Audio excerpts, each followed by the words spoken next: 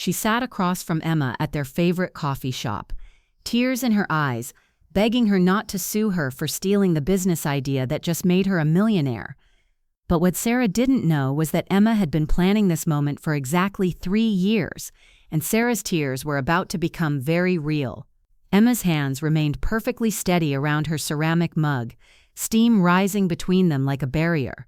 The same hands that had once sketched out revolutionary sustainable fashion algorithms on napkins in this very booth.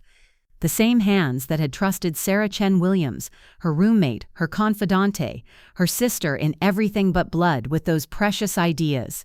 "Please, Emma," Sarah whispered, mascara creating dark trails down her cheeks.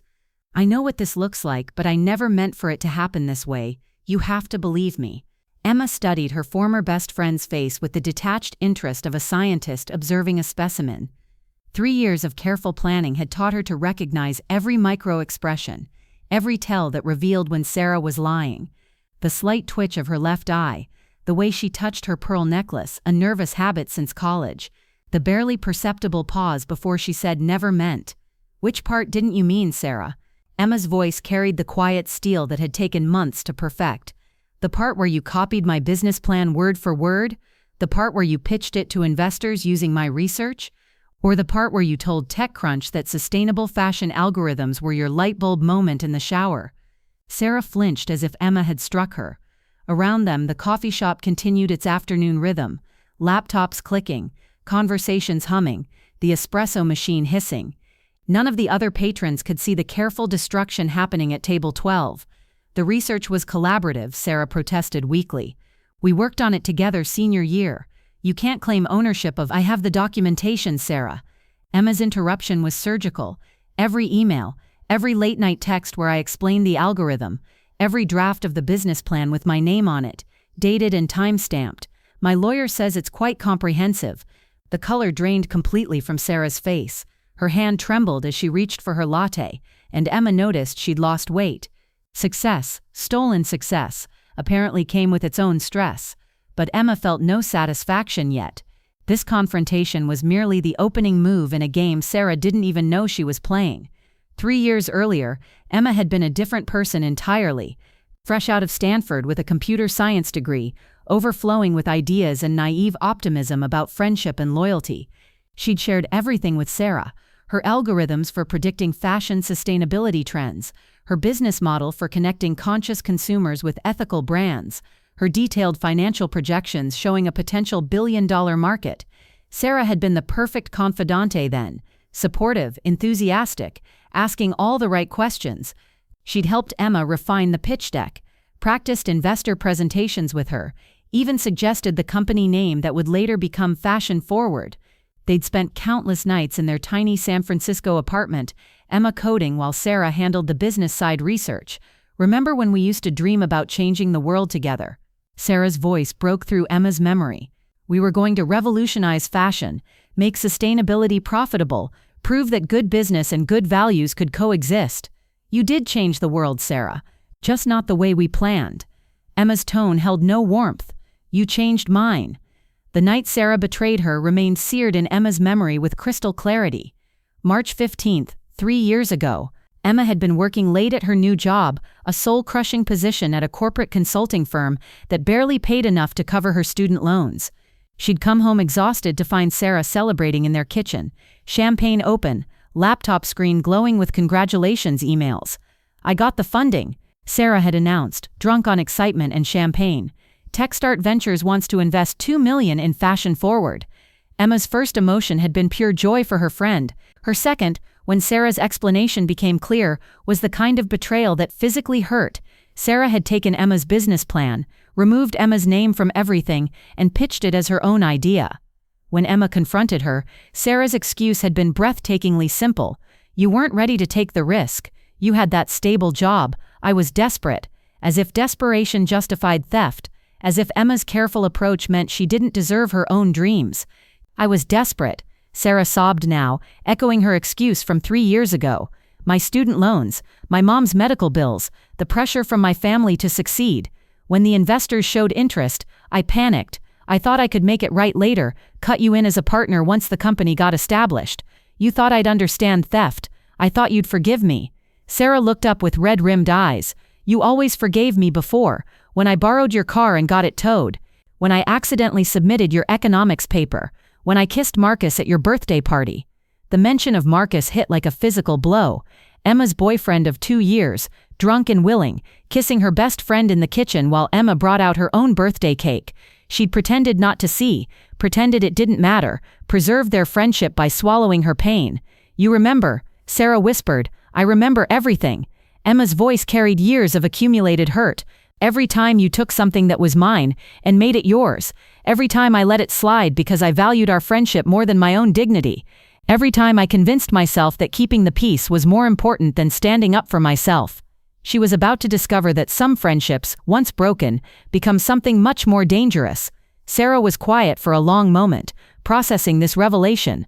When she spoke again, her voice was small. "This is about a pattern, Sarah. A 20-year pattern of you taking what you want and assuming I'll clean up the emotional mess afterward."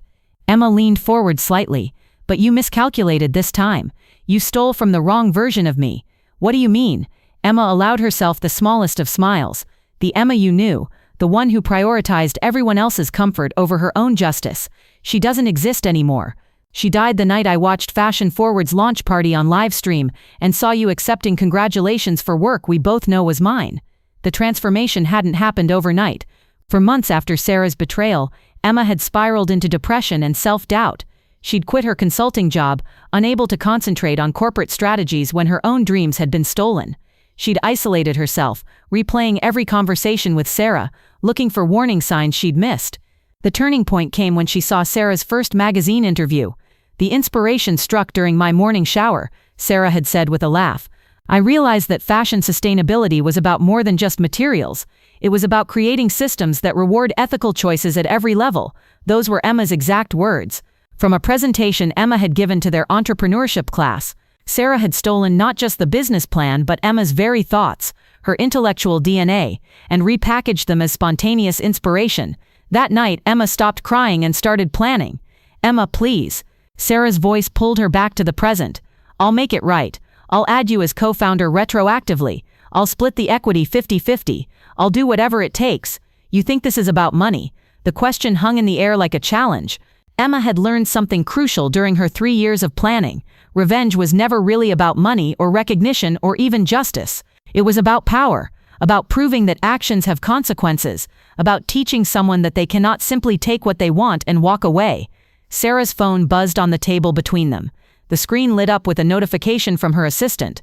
"Reminder, 4 p.m. board meeting, investor updates." Emma glanced at the screen, then back at Sarah with an expression that might have been pity. "You should probably get going. Wouldn't want to keep your investors waiting." "Emma, what are you planning?" "Nothing that you don't deserve." Emma stood gracefully, leaving a $20 bill on the table. "But Sarah, you might want to check your email after your board meeting. There's something you need to see." As Emma walked away, she could feel Sarah's panic stare burning into her back, but Emma didn't turn around. She had bigger things to focus on, like the final phase of Operation Justice that would commence in exactly 4 hours. The plan had taken 3 years to construct and would destroy Sarah's stolen empire in a single afternoon. Emma had learned patience from her mistakes, strategy from her pain, and ruthlessness from watching Sarah profit from betrayal while she struggled to rebuild her life from nothing. But the real shock was still to come. Emma's Uber driver made small talk about the weather as they navigated downtown San Francisco traffic toward the Fashion Forward headquarters.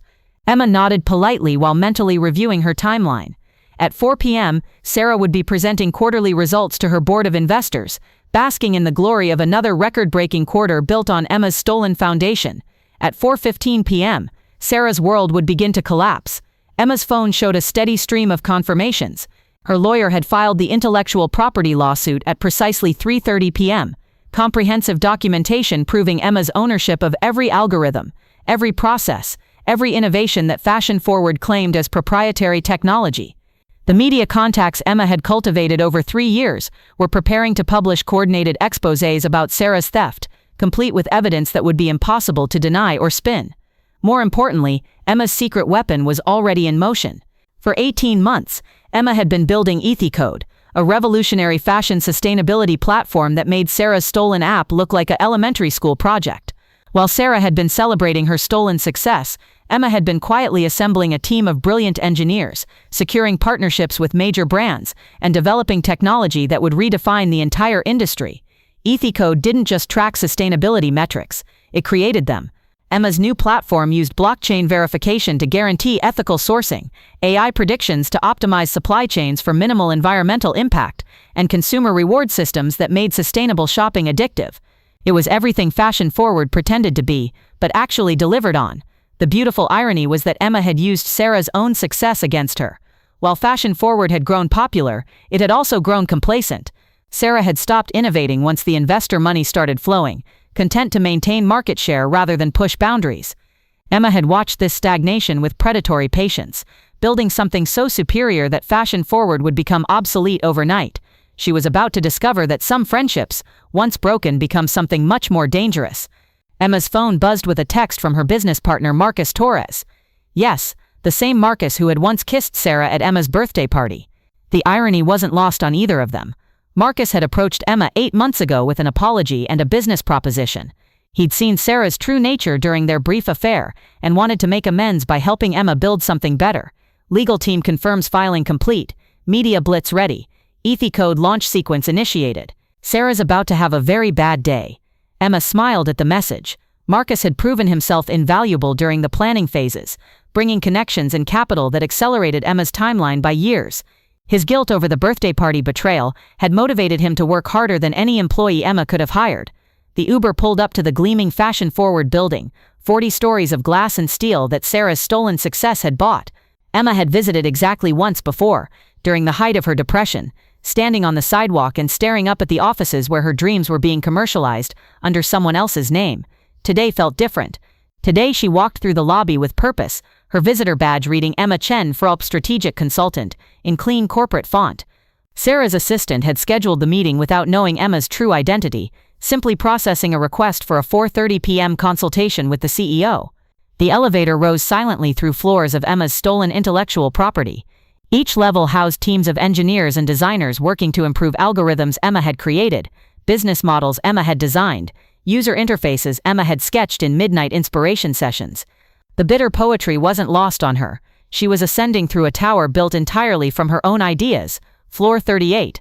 Executive offices. Emma checked her reflection in the polished elevator doors. She looked professional, composed, almost fragile in her simple black dress and understated jewelry. Nothing about her appearance suggested the calculated destruction she was about to unleash. The executive floor hummed with end-of-day energy. Assistants typed urgently, preparing final reports.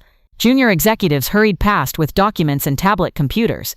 Through glass conference room walls, Emma could see Sarah at the head of a mahogany table, presenting to a room full of suited investors.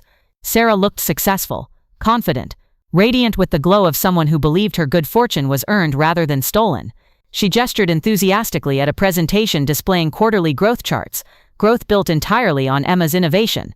Emma settled into a waiting area chair with a clear view of the conference room. She opened her laptop and initiated the final sequence. At exactly 4:32 p.m., every major tech news outlet simultaneously published the same story. Fashion Forward CEO accused of intellectual property theft. Lawsuit claims entire platform built on stolen algorithms. Emma watched through the glass as Sarah's assistant rushed into the conference room with her phone, whispering urgently in Sarah's ear. She saw the exact moment Sarah's confidence cracked. Her face went white, her hands began to shake, and she stumbled over her presentation mid-sentence. The investors began checking their own phones, frowning at the breaking news alerts flooding their screens. Emma could see them exchanging concerned glances, their enthusiasm for Sarah's growth projections evaporating in real time. But Emma wasn't finished. At 4:35 p.m., EthiCode's beta platform went live with an exclusive invitation to Fashion Forward's biggest clients. The email was simple. Experience the next generation of fashion sustainability technology. See what true innovation looks like. Emma had spent months secretly courting Fashion Forward's most valuable customers, understanding their frustrations with Sarah's platform, identifying exactly what they needed that Fashion Forward couldn't provide. EthiCode solved every problem Fashion Forward had failed to address, offered every feature customers had requested that Sarah's team couldn't deliver. Within minutes, Emma's phone showed a stream of client registrations. Fashion Forward's customers were jumping ship so fast Emma's servers nearly crashed from the traffic. She was about to discover that some friendships, once broken, become something much more dangerous. Through the conference room glass, Emma watched Sarah excuse herself from the meeting. The investors looked confused and irritated as Sarah rushed from the room, her assistant trailing behind with damage control expressions. Emma didn't move from her chair. She simply waited. At 4:41 p.m., Sarah burst through the conference room doors, her professional composure completely shattered. Her eyes scanned the executive floor desperately until they found Emma sitting calmly in the waiting area. "You," Sarah breathed, approaching like someone in a nightmare. "What have you done?" Emma closed her laptop with deliberate care. "Hello, Sarah. How was your board meeting?" "You destroyed me." Sarah's voice cracked. 3 years of work, everything I built, everything you stole," Emma corrected gently. "Let's be precise about ownership." Sarah collapsed into the chair across from Emma, her legs apparently unable to support her anymore. "The investors are pulling funding. My clients are canceling contracts. The board is calling an emergency meeting to discuss my removal as CEO. In 30 minutes, you've destroyed everything." "I didn't destroy anything, Sarah. I simply revealed the truth." Emma's voice remained maddeningly calm. "Your success was always built on unstable ground. I just gave it the slightest push. But why now? Why wait 3 years if you had all this evidence?" Emma had expected this question. She'd rehearsed this moment in mirrors and empty rooms, perfecting the tone, the timing, the devastating simplicity of her answer. "Because I wanted you to feel what I felt. The crushing weight of losing everything you'd worked for in a single day. The humiliation of watching someone else take credit for your ideas. The helplessness of having your dreams stolen by someone you trusted." Sarah stared at Emma as if seeing her for the first time. "You're not the same person." "No, I'm not." Emma stood, smoothing her dress. "The Emma you betrayed was weak. She prioritized other people's comfort over her own dignity. She forgave repeated betrayals because she was afraid of being alone." Emma paused, letting the weight of her transformation settle between them. "This Emma builds companies that destroy competition. This Emma documents everything and plans for contingencies. This Emma understands that some people only learn through consequences." She picked up her purse with the same careful precision she'd used to dismantle Sarah's life. "You created me, Sarah. Be proud, this version is much more effective." She was about to discover that some friendships, once broken, become something much more dangerous. As Emma walked toward the elevators, Sarah called after her desperately. "What happens now? What do you want from me?" Emma paused at the elevator bank, considering the question. What did she want? 3 years ago, she might have said justice, or recognition, or an apology. Today, she realized she wanted something much simpler and much more devastating. "I want you to remember this feeling," Emma said without turning around. "Every time you're tempted to take something that doesn't belong to you, every time you think friendship is a weakness you can exploit, every time you assume someone will forgive you just because they love you, I want you to remember exactly how it feels to lose everything in a single afternoon." The elevator doors opened with a soft chime. "Oh, and Sarah." Emma stepped inside, finally turning to face her former friend one last time. "Check your personal email tonight. There's a video message from Marcus. He has some things he'd like to explain about our new partnership." The doors closed on Sarah's expression of dawning horror. As the elevator descended through floors of stolen dreams made manifest, Emma felt the strangest sensation. Not satisfaction. That was too simple. Not happiness. That would come later. What she felt was completion. The 3-year circle was finally closed. Her phone buzzed with updates from Marcus. EthiCode had signed 15 new major clients in the past hour. The media story was trending on every social platform. 3 investment firms had already reached out expressing interest in funding Emma's revolutionary platform. But the sweetest update came from her lawyer. Fashion Forward stock down 34% in after-hours trading. Lawsuit filed successfully. Sarah's legal team requesting emergency meeting. They want to settle immediately. She was about to discover that some friendships, once broken, become something much more dangerous. Emma emerged from the Fashion Forward building into the golden afternoon sunlight of downtown San Francisco. The same streets where she'd once walked in despair after Sarah's betrayal now witnessed her triumphant return. She hailed another Uber, this time to EthiCode's offices where her team was preparing for their official launch announcement. During the ride, Emma reflected on the 3-year journey that had brought her to this moment. The depression and self-doubt had been real, devastating, nearly destructive, but they'd also been transformative in ways she couldn't have imagined. Losing everything had taught her what truly mattered. Betrayal had shown her the value of genuine loyalty. Rock bottom had given her a foundation to build something stronger. The old Emma had trusted blindly and forgiven reflexively. The new Emma verified everything and forgave nothing that wasn't earned through changed behavior over time. Her phone rang, a number she didn't recognize. Emma Chen. The voice was professional, crisp. "This is Jennifer Walsh from Forbes. I'm calling about the Fashion Forward story that broke this afternoon. We'd like to feature you in an exclusive interview about intellectual property theft in Silicon Valley. We're particularly interested in your new platform, EthiCode." Emma almost laughed. 3 years ago, Sarah had graced the cover of Forbes as a rising star entrepreneur.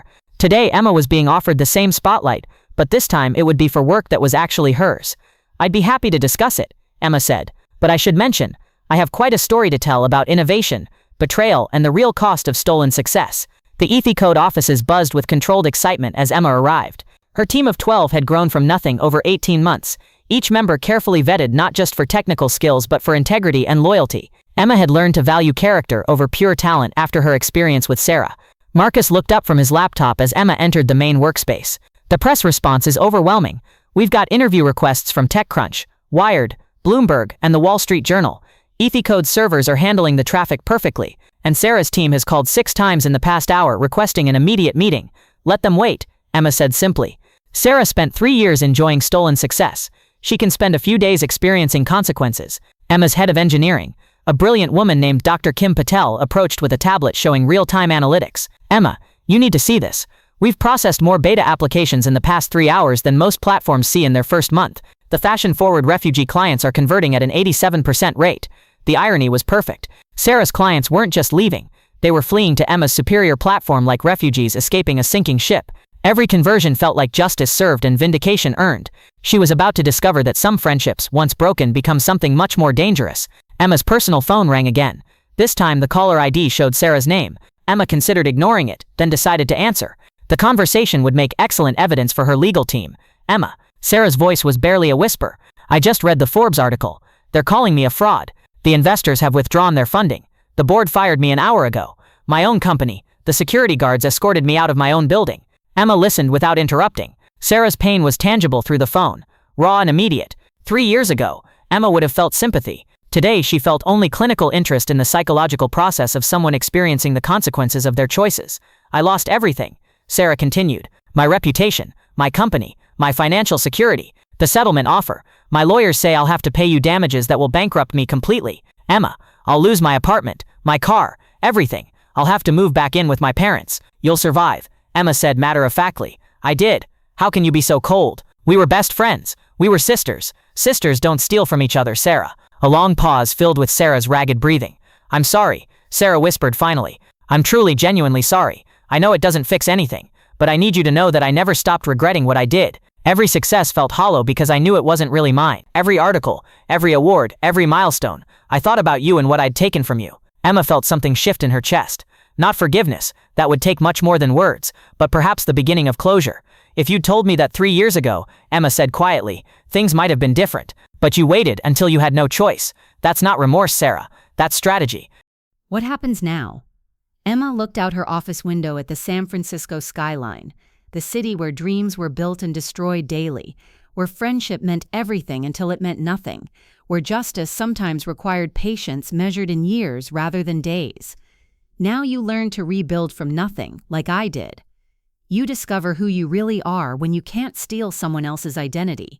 You find out what you're actually capable of creating when you can't copy someone else's work. Emma's voice softened almost imperceptibly.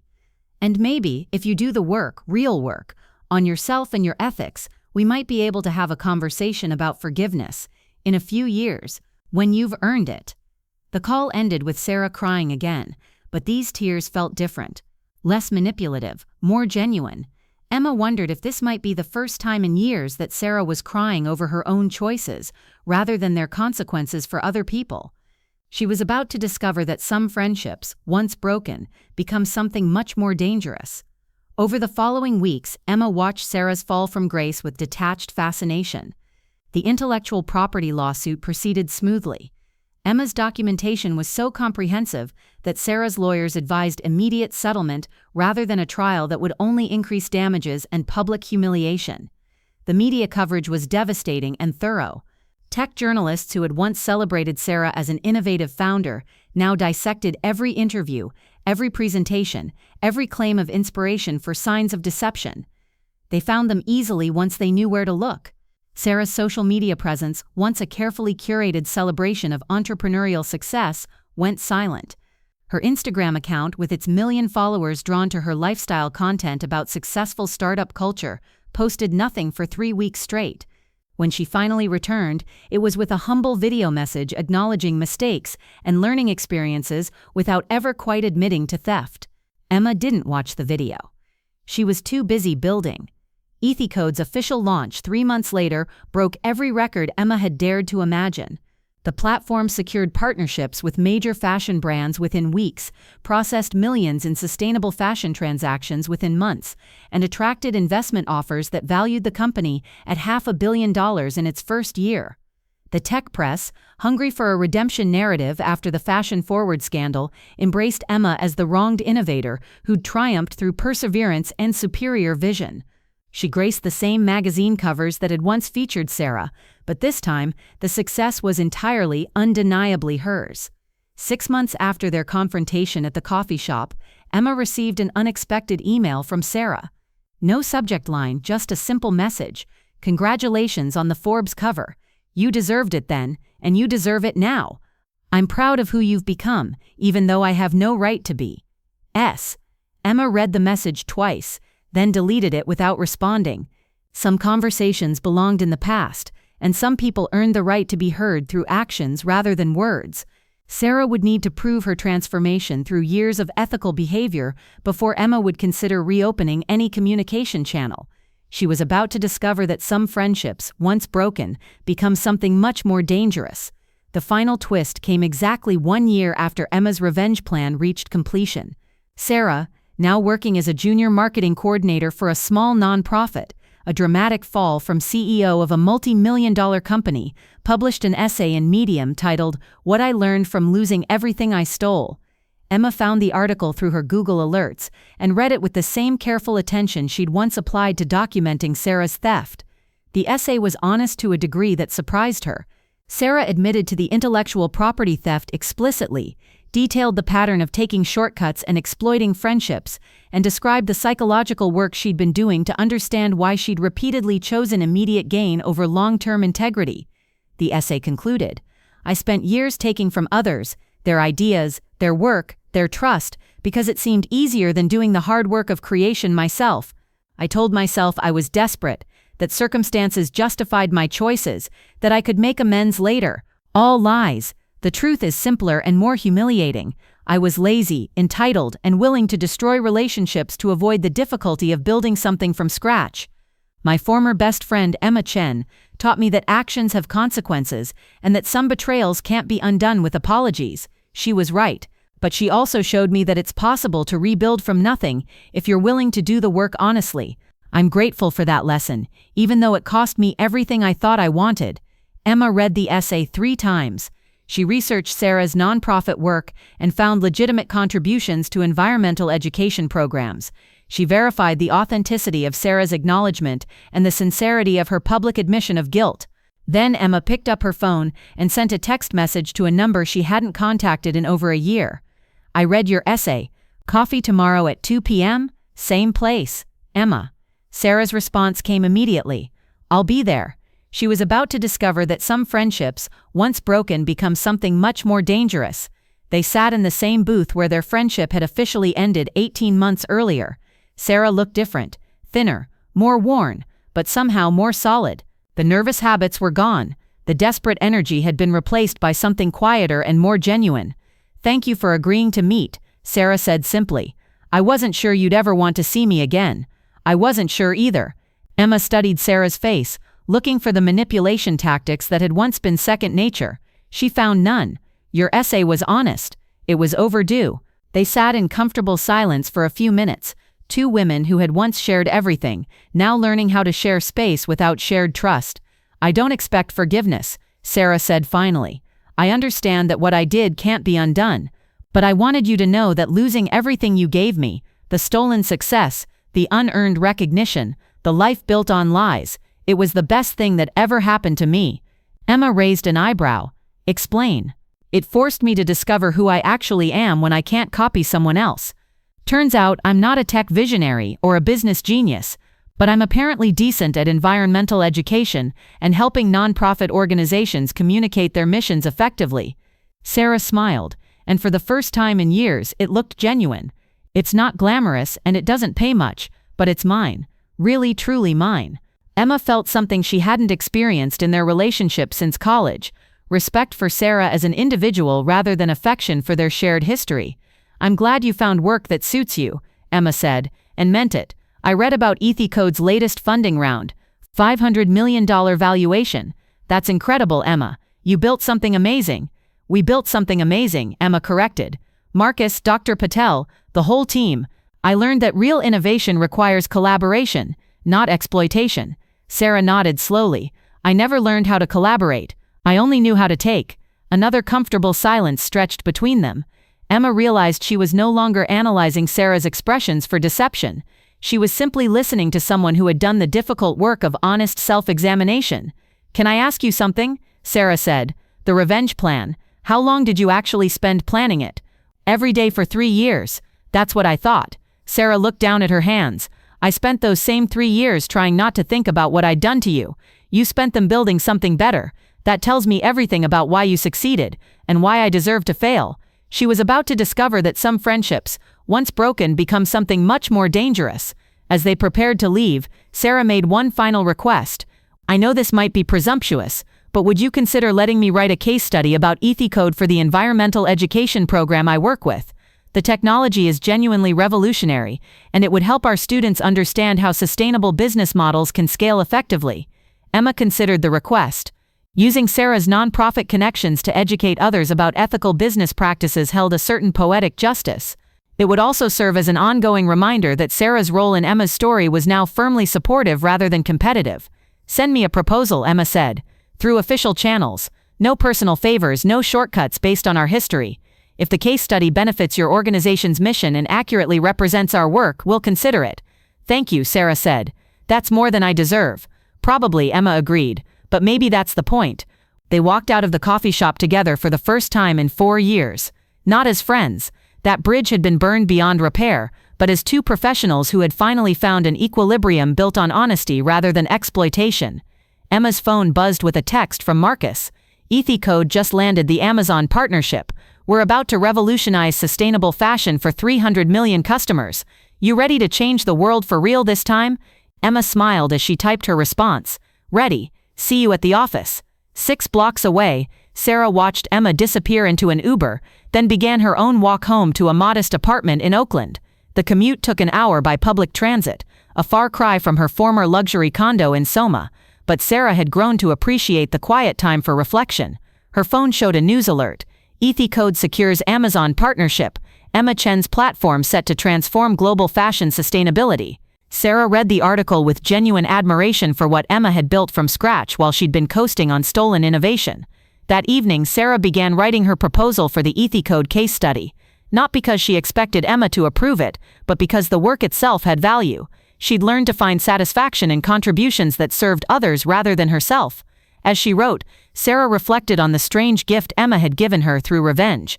The destruction of her stolen success had been devastating but ultimately liberating. For the first time in her adult life, Sarah was building something entirely her own, slowly, honestly, without shortcuts or stolen foundations. She was about to discover that some friendships once broken become something much more dangerous.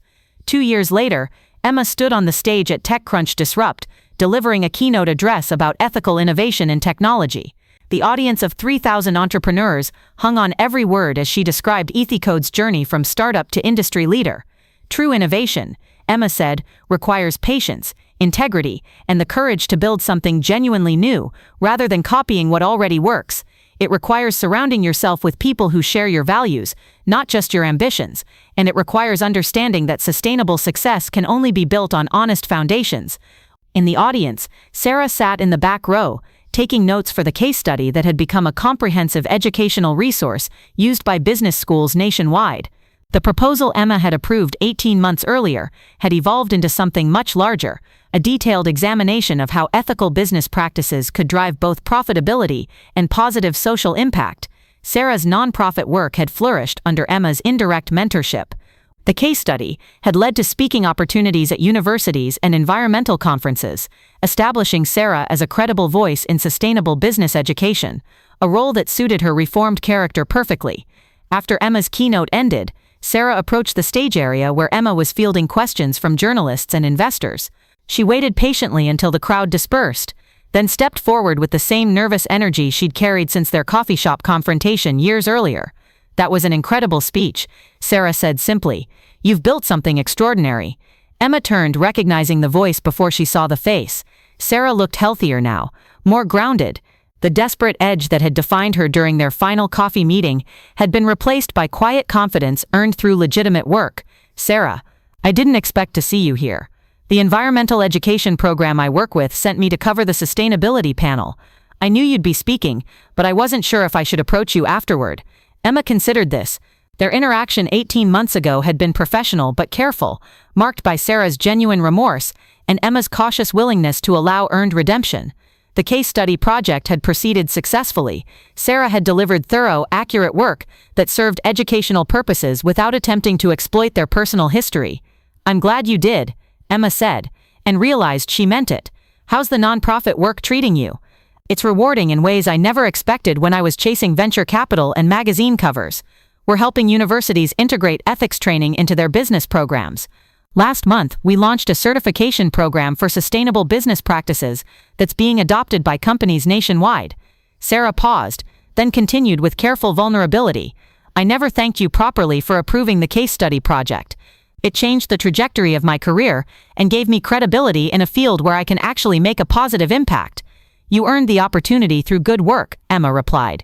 "That's how professional relationships should function." She was about to discover that some friendships, once broken, become something much more dangerous.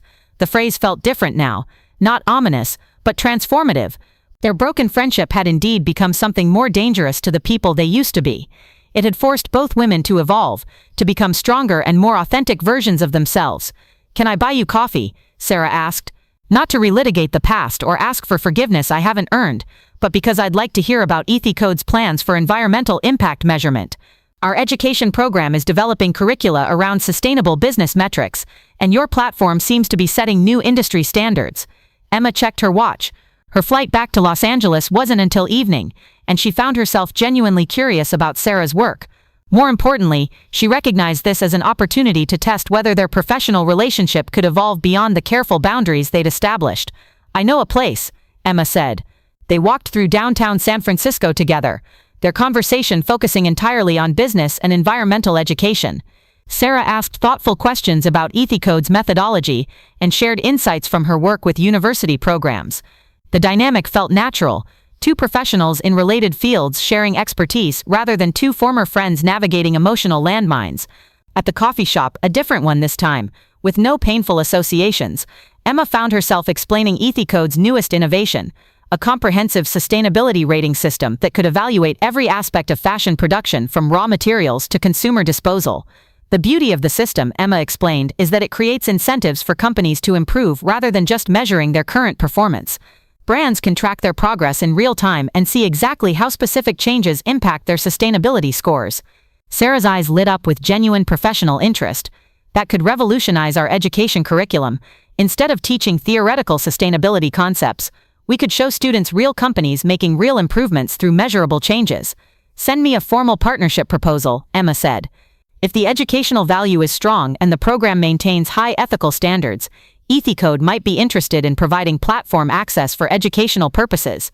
As they prepared to part ways, Sarah made one final observation that surprised Emma with its insight. "You know what I realized watching your keynote today? The revenge you took on me wasn't really about punishment. It was about proving that ethical innovation could triumph over stolen shortcuts. You didn't just destroy what I'd built, you demonstrated that there was a better way to build it." Emma considered this perspective. "Is that your takeaway from everything that happened?" "It's one of them." Sarah smiled with hard-earned wisdom. "The other takeaway is that friendship requires equity and mutual respect to survive. I treated our relationship like a resource to be exploited, rather than a bond to be honored. That mindset destroyed more than just our friendship. It corrupted every relationship in my life." They shook hands before parting, a formal gesture that acknowledged their shared professional interests while maintaining appropriate boundaries. Emma felt no desire to rebuild their personal friendship, but she respected the person Sarah was becoming through her own efforts. She was about to discover that some friendships, once broken, become something much more dangerous. The final chapter of their story unfolded not in dramatic confrontation, but in quiet parallel success. Emma's EthiCode continued growing, becoming the industry standard for fashion sustainability measurement. The platform's influence extended beyond fashion into other industries seeking ethical business models, establishing Emma as a thought leader in sustainable technology. Sarah's educational work gained recognition within academic and nonprofit circles. Her case studies on business ethics, grounded in her personal experience with the costs of unethical behavior, became required reading in MBA programs nationwide. She never capitalized on her connection to Emma or the fashion-forward scandal for personal gain, earning credibility through consistent ethical choices over time. 5 years after their coffee shop confrontation, they encountered each other at an environmental conference in Portland.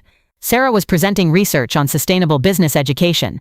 Emma was receiving an award for Ethicode's environmental impact achievements.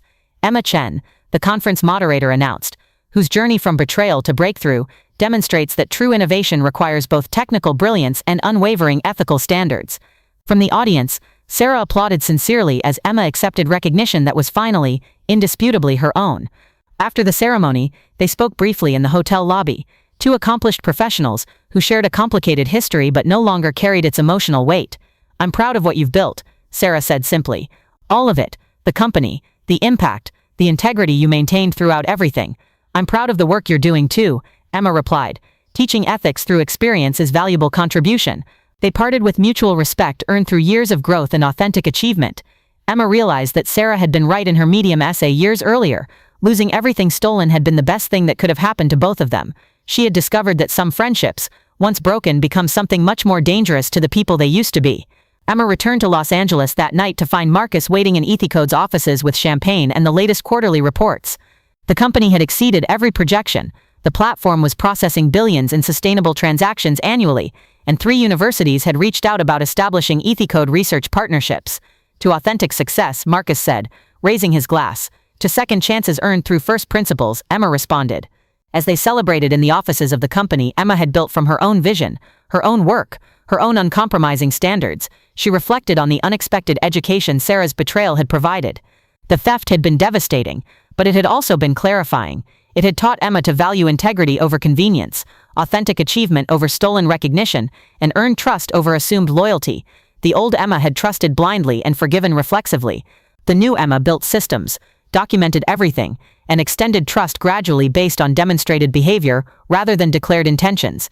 The transformation had been painful, but ultimately liberating. Her phone buzzed with a text from her assistant. "Tomorrow's schedule confirmed. MIT guest lecture at 2 p.m., venture capital meeting at 4 p.m., dinner with the environmental impact team at 7 p.m. Also, 3 more universities requesting Ethicode partnerships." Emma smiled at the message. Tomorrow would bring new challenges, new opportunities to apply the lessons she'd learned through betrayal and recovery. The work of ethical innovation never stopped, but that was precisely what made it meaningful. Sarah's betrayal had taught her that friendship without integrity was worthless, but building something valuable required surrounding yourself with people who shared your commitment to doing things the right way, even when shortcuts beckoned. The most dangerous thing about some broken friendships is that they force you to become stronger than you ever thought possible. Emma turned off the office lights and headed home to the life she'd built through honest work, authentic relationships, and the kind of patient strategy that turned devastating betrayals into triumph. The revenge had been complete, not when Sarah lost everything, but when Emma proved that ethical innovation could achieve everything Sarah's stolen shortcuts had promised and more. Justice, Emma had learned, wasn't about punishment, it was about demonstration. Sometimes the most powerful revenge was simply building something so superior that the theft became irrelevant, the betrayal became educational, and the betrayer became a cautionary tale that validated your commitment to doing things the right way. The streetlights of Los Angeles illuminated Emma's drive home, each light a marker of the distance she'd traveled from that devastating night 3 years ago when she'd watched Sarah celebrate stolen success. Tonight, every light reflected authentic achievement, earned recognition, and the satisfaction that comes from building something lasting on honest foundations. Her phone showed one final message of the day, from Dr. Patel, sharing the latest platform statistics. Ethicode processed 50 million sustainability transactions this quarter. We're officially changing how the world thinks about ethical fashion. Tomorrow we start working on sustainable technology applications for other industries. Ready to expand our impact? Emma typed her response as she pulled into her driveway. Always ready. See you in the morning. The house Emma unlocked that night was modest but entirely hers, purchased with money she'd earned through work she'd created using ideas she'd developed. Every room reflected choices made with integrity rather than convenience, relationships built on mutual respect rather than exploitation. In her home office, Emma reviewed Ethicode's roadmap for the next 5 years. The platform would expand into sustainable technology consulting, environmental impact assessment for corporations, and educational partnerships with universities worldwide. Each expansion would be built carefully, ethically, with proper attribution and fair compensation for every contributor. As Emma prepared for bed, she thought about Sarah's essay question: what would I have become if I'd never been forced to confront the consequences of my actions? The question applied equally to Emma herself. What would she have become if Sarah's betrayal hadn't forced her to develop resilience, strategic thinking, and uncompromising ethical standards? The answer was impossible to know, but unnecessary to pursue. Both women had become who they needed to be through the crucible of their broken friendship. Sarah had learned that shortcuts led nowhere worth going. Emma had learned that authentic success required authentic methods. She had discovered that some friendships, once broken, become something much more dangerous: to complacency, to ethical shortcuts, and to the assumption that betrayal can be forgiven without transformation. The story ended not with reconciliation. Some relationships couldn't and shouldn't be rebuilt, but with two women who had learned to respect what the other had become through honest work and ethical choices. Emma had achieved everything she dreamed of through methods she could be proud of. Sarah had found meaningful work that suited her reformed character. The revenge had been complete the moment Emma proved that ethical innovation could achieve everything Sarah's theft had promised and more. Everything after that was simply life, complex, ongoing, built day by day through choices that either honored or betrayed the values that defined who you chose to be. Emma fell asleep that night in a bed she'd earned in a house she'd bought with money from work she'd created using ideas that were genuinely, undeniably hers. The rest, Sarah's redemption journey, their professional respect, the educational impact of their shared story, was bonus content in a narrative that had reached its true conclusion the moment Emma chose integrity over vengeance and building over destruction. Some friendships, once broken, become the foundation for something much more dangerous: the unwavering commitment to never again compromise your values for convenience, comfort, or false friendship.